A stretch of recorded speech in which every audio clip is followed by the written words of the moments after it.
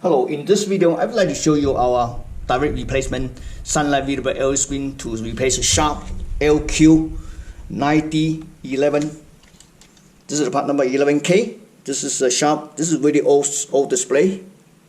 Okay, this is really old display. There are always some problems. So as you can see, this is the exact same dimension. Okay, same bolt hole distance, and then the same connectors. Flick over. Okay, same connectors.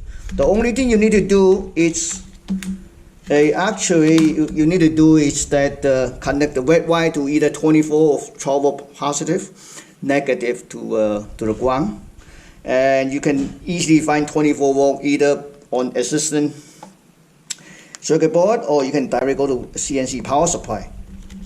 Okay, so it's easy, and we do have a 1-year warranty on this brand new screen.